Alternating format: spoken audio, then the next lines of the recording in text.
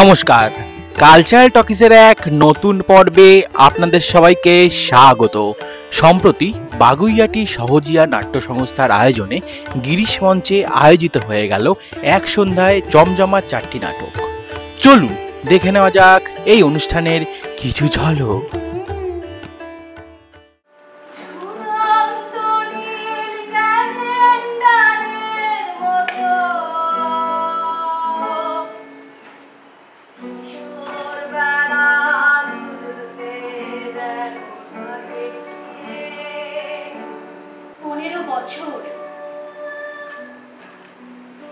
জানেন, 15 বছর পর আমি আবার ফিরে এলাম আমার এই একান্ত নিজের পৃথিবীটা।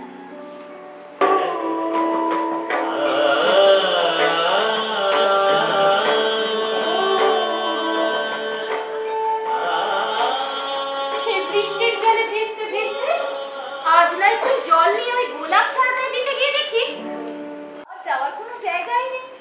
সে কি, কেন? তুমি তো এই ঘরে আমায় বন্দি করে রেখেছো। আমি বন্দি করে রেখেছি?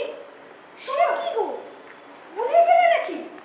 সেই যেদিন তুমি আমায় প্রথম জন্ম দিয়েছিলে, আমি তোমায় জন্ম দিয়েছিলাম।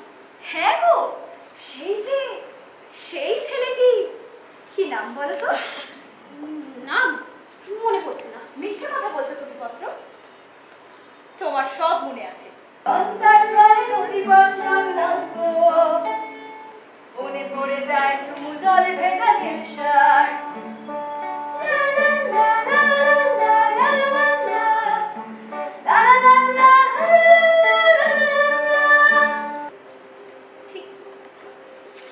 ঠিক বলেছো তুমি কবিতা। 15টা বছর ধরে আমি শুধু আপোষই করলাম নিজের সঙ্গে, কুণালের সঙ্গে।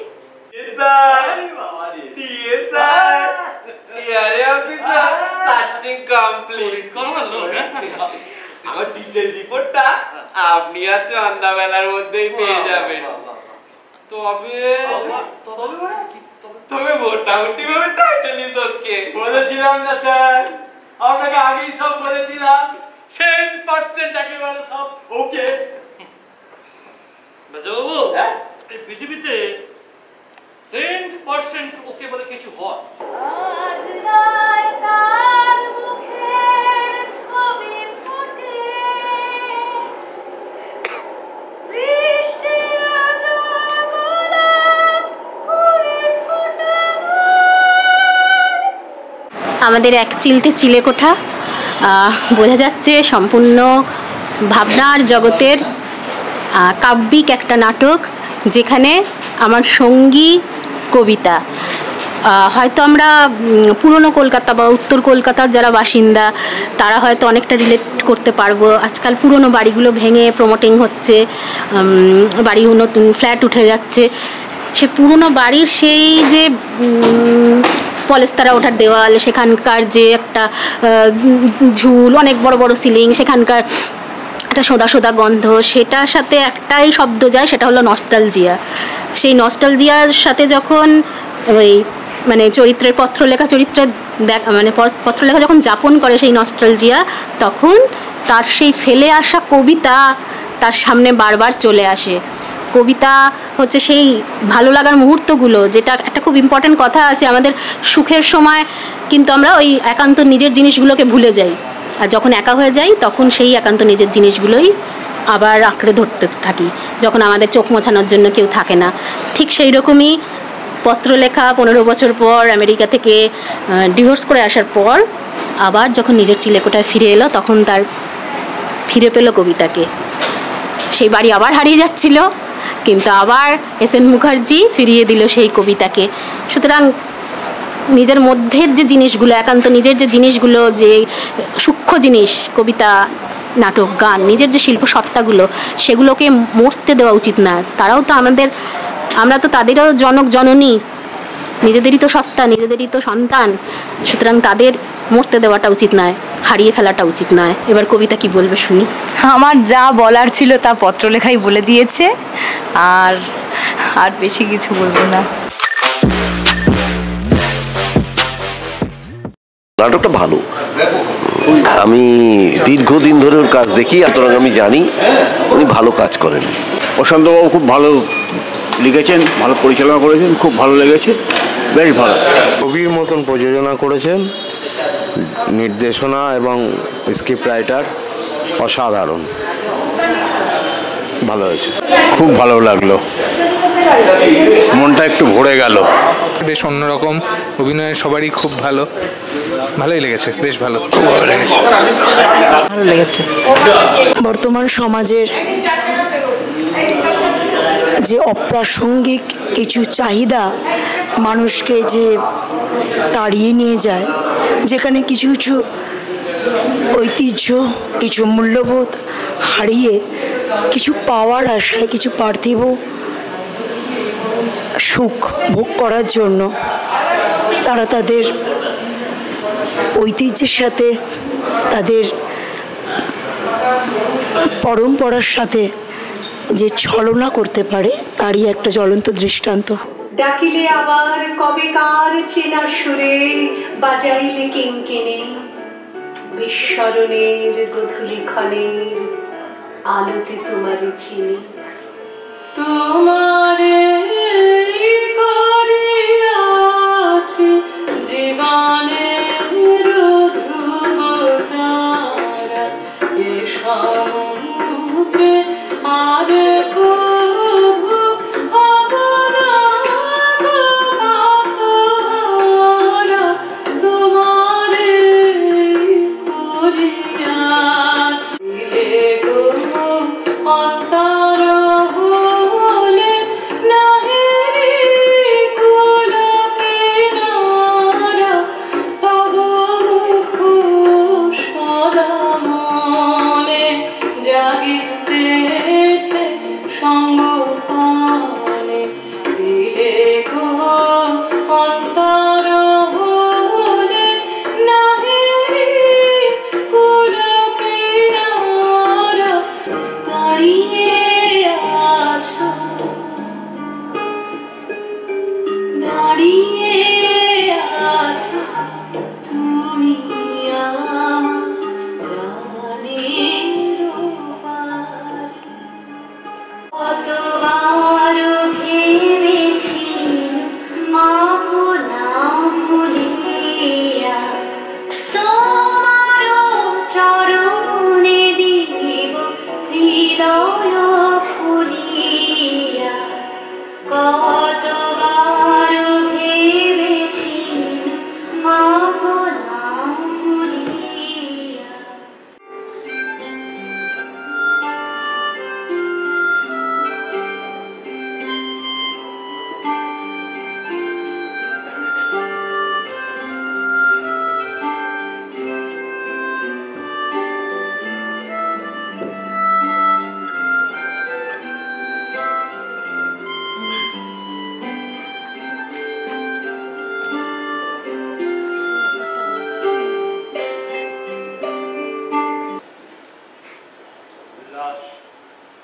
উল্লাস, উল্লাস,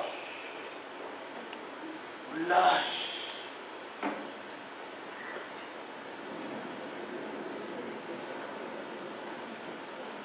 বাড়ির ইনভার্টার সেটাও ৩-৪ দিন হলো দেহ রেখে। আর ওই যে বাঙালির একটা নিয়ম, আজ যাচ্ছি কাল যাচ্ছি করে আর হয়ে ওঠে না, ওই আলসি ভাব। হ্যাঁ, সে তো বুঝতেই পারলাম, কারণ তোর ওই কলিং বেলটা বাজবে না। ভাগ্যিস দরজাটা খোলা ছিল, তাই ঢুকতে পারলাম। দরজা কারো বুঝতে পারবো না কিছু। বলছিস? হ্যাঁ, দরজাটা খোলা ছিল। মা অবাক হয়ে যাচ্ছিস যে হয়তো এই হুইস্কির অসাধনের জন্য হয়তো সব তালেবন পাকিয়ে গেছে। আজকে তোর আর একটা সিগারেটটা নয়, সিগারেটটা আমি খাবো, কিন্তু হুইস্কি প্রীতি না তো আমার বেশ দীর্ঘদিনের। ছোট করে একটা যদি বানাই, ছোট করে যদি একটা বানাই, তোকে এখন কি বললাম? আর বলেছি তোকে আচ্ছা যে আমি সিগারেট খাওয়া, মদ খাওয়া ছেড়ে দিয়েছি। ঠিক ঠিক ঠিক, কিন্তু এর মধ্যে যে আমি একটা অন্যরকম গন্ধ পাচ্ছি। কি গন্ধ পাচ্ছ বন্ধু? কোথাও একটা বডিটা আইডেন্টিফাই করার জন্য তোকে একবার যেতে হবে। আমি শিবুয়ে, আমি বাইরে অপেক্ষা করছি। ব্রোজেন, বডিটা আইডেন্টিফাই করার জন্য তোকে যেতে হবে। Control yourself.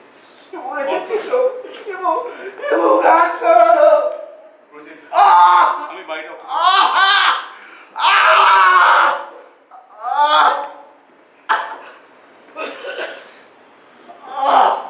जिंदगी कैसे पहेली कभी तो हंसाए कभी रुलाए।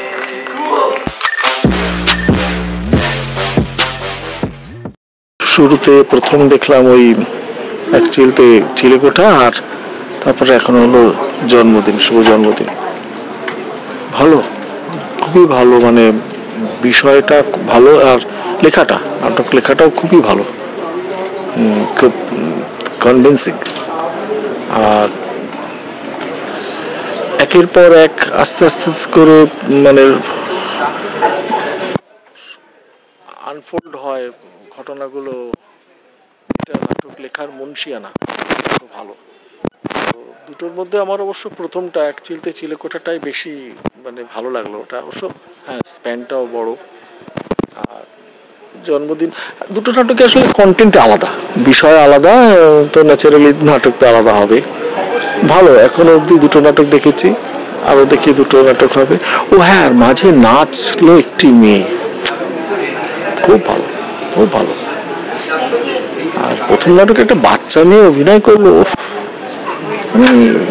এত ভালো, মানে সত্যি বলছি দুটো নাটক দেখে খুব এনজয় করলাম। ভালো লেগেছে, ভীষণভাবে এনজয় করেছি দুটো নাটক, এবং পরবর্তী নাটকটাও দেখার অপেক্ষায় আছে। ভালো, এবং গান নাচ যেটা হয়েছে ব্রততিথির কবিতা, এবং তারপর এই যে ফিউশন টাইপের, সেটাও খুব ভালো এনজয় করেছি।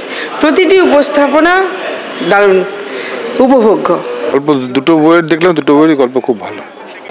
হ্যাঁ, দ্বিতীয় নাটকটা ঠিকই আছে, মোটামুটি ভালো লেগেছে, কনসেপ্টটাও ভালো। দ্বিতীয়টা ভালো লেগেছে, প্রথমে যেটুকু তারপরে গল্পটা শুনলাম, গল্পটা তো ভীষণ ভালো, ভালো লেগেছে। এখন অবধি আমি যেটুকু দেখেছি আমার ভালো লেগেছে, both sound, music, acting, script, everything ভালো।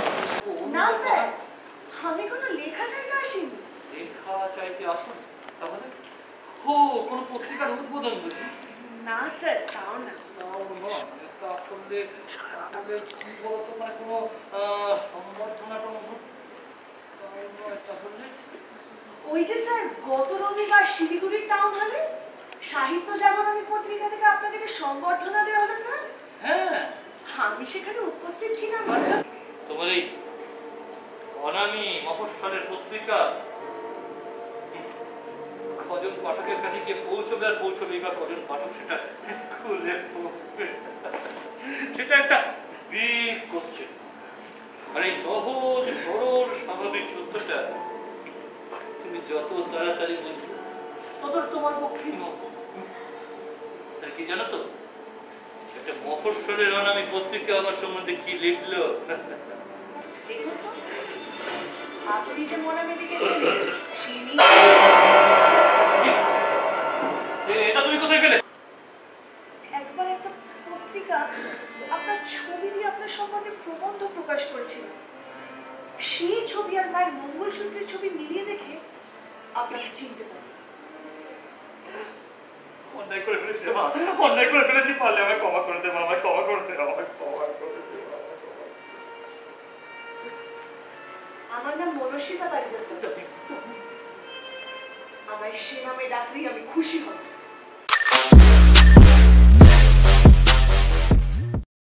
বাগুইআটি সহজিয়ার আজকের এই অনুষ্ঠানে এসে পরপর এখন অবধি 3টে নাটক দেখলাম, এবং মাঝখানে একটি নাচের অনুষ্ঠান। অত্যন্ত সুসম্পন্নভাবে হয়েছে, সুন্দরভাবে হয়েছে। নাটকগুলি খুবই ভালো, প্রশান্তবাবুর নির্দেশনা খুব ভালো লেগেছে আমার।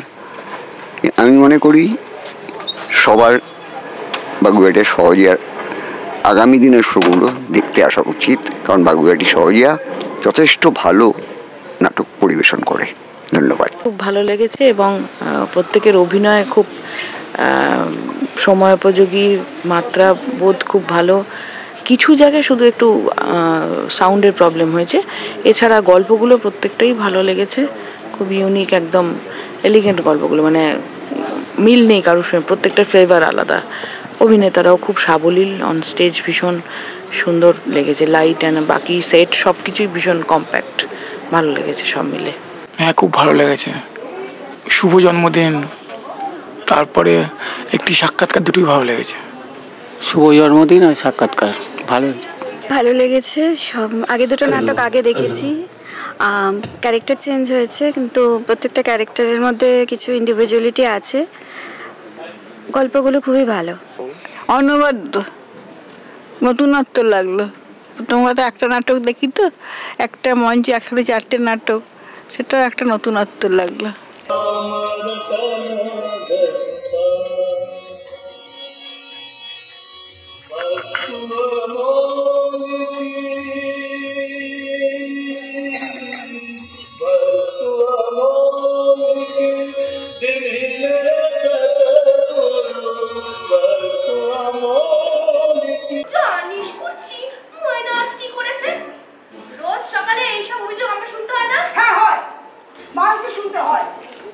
আজকে ব্যাপারটা সম্পূর্ণ আলাদা।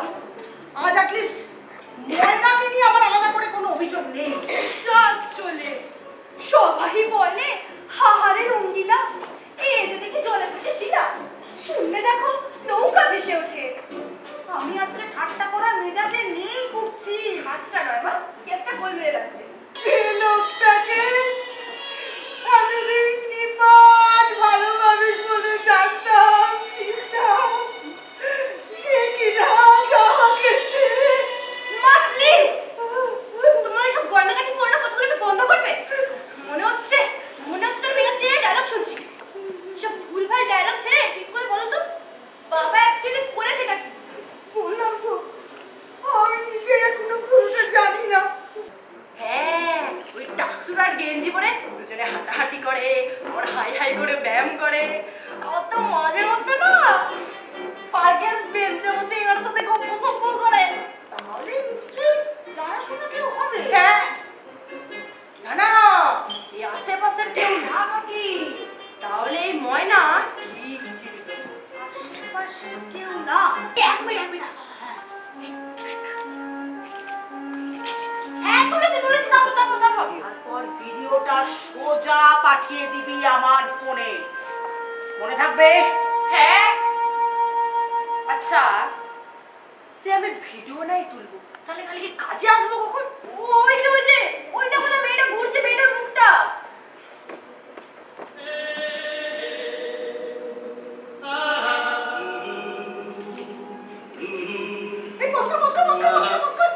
বাগুইআটি সহজেই আজ গিরিশ মঞ্চে উপস্থাপন করলো 4টি নাট্য, তার মধ্যে একটি স্বল্প দৈর্ঘ্যের 1 ঘন্টা 10 মিনিটের নাট্য এবং 3টি অনুনাট্য।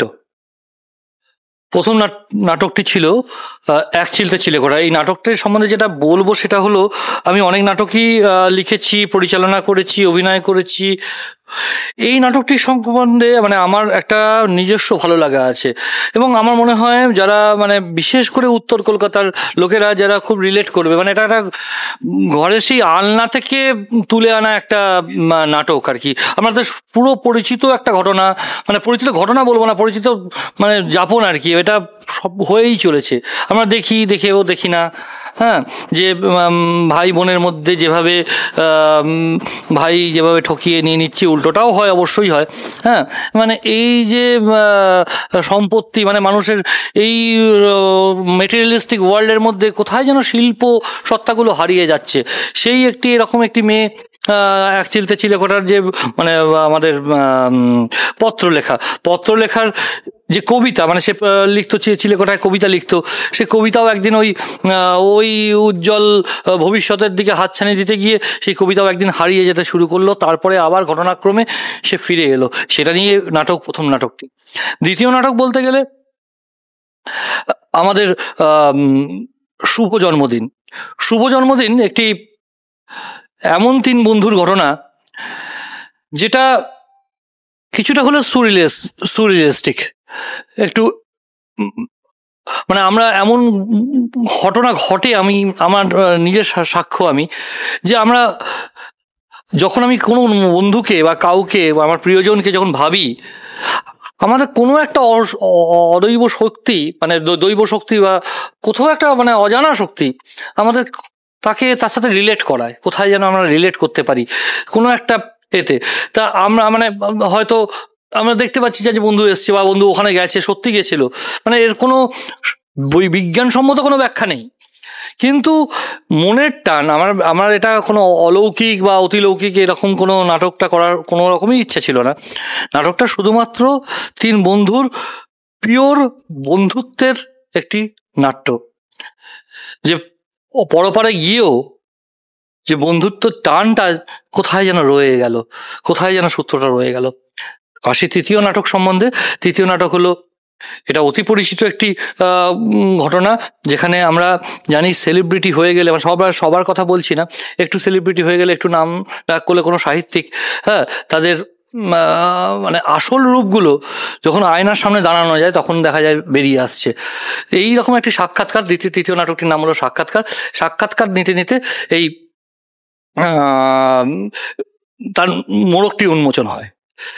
চতুর্থ নাটক একেবারে হালকা চালের নাটক। এই নাটকটি একমাত্র সঞ্জয় চট্টোপাধ্যায়, এখন বাংলা নাটকের বিখ্যাত নাটককার শ্রী সঞ্জয় চট্টোপাধ্যায় আমাকে দিয়েছেন। এই নাটকটি একটা মজার নাটক, পরিচিত গল্প, একটু মানে হালকা চালের গল্প, মজার নাটক, ফাঁদ পাতা ভুবনে। তবে তার মধ্যেও একটা আছে যে আমরা বিশ্বাসটা, মানে সম্পর্কটা বিশ্বাসের উপর টিকে থাকে, সেই বিশ্বাসটা কোথাও যদি কেউ নষ্ট করে দেয়, সেইটা কিন্তু তার সম্পর্কটা মানে নষ্ট হতে পারে। 4টে নাটকই ভালো লেগেছে, মাঝখানে গানগুলো ঢুকে সময়গুলো একটু চলে গেছে। প্রচেষ্টা কিন্তু খুব চমৎকার, ভালো, এই নাটক দেখার মতো, ভালো, খুব ভালো প্রচেষ্টা। হ্যাঁ, সবগুলো নাটকই ভালো লেগেছে, মানে এক চিলতে চিলেকোঠা, সাক্ষাৎকার, শুভ জন্মদিনটা খুব টাচিং, আর শেষেরটা তো ভীষণ হিউমারাস, ভালো লেগেছে, খুব ভালো লেগেছে, আমরা সবাই এনজয়, খুব ভালো লেগেছে। হ্যাঁ, খুব এনজয় করলাম, ভালো লেগেছে। 4টে নাটকই দেখেছি পুরো আমরা, খুব ভালো হয়েছে, খুব ভালো হয়েছে, প্রত্যেকটি নাটক ভালো হয়েছে।